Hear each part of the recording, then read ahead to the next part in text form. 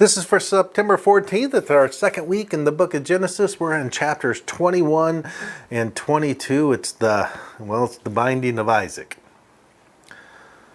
Now, in contrast to the shock and the horror and the baffling confusion it's read with today, God's command for Abraham to sacrifice his son, it probably wouldn't have come as much of a shock to the audience that first heard this story.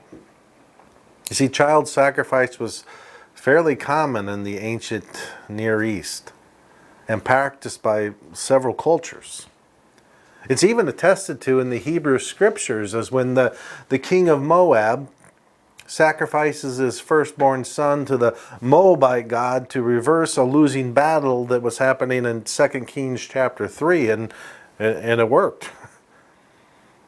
What I'm trying to say is Abraham may not have been all that surprised when his God told him to take his firstborn and offer him as a burnt offering.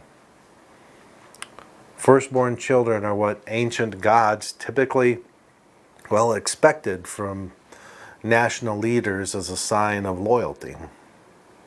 But instead for us here, the real shock for Abraham and for this scripture's ancient audience is that when the time comes, the God of Israel defies what is normal.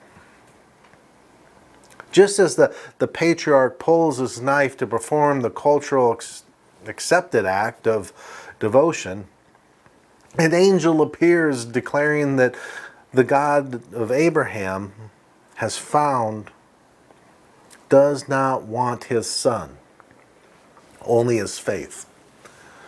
So contrary to the horrifying story so many of us modern readers presume it to be, when placed back in its original context, the story of Abraham's near sacrifice of Isaac proves to be a miraculous story about how the God of Israel once defied every cultural norm to show God's new nation a new way.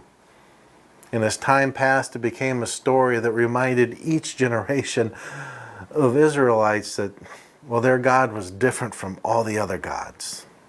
Their God didn't want their children, their grief, and their pain.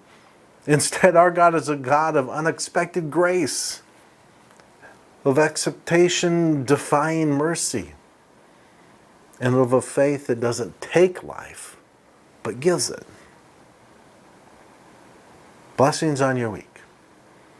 What you do matters, and I'm so grateful for your partnership in the gospel.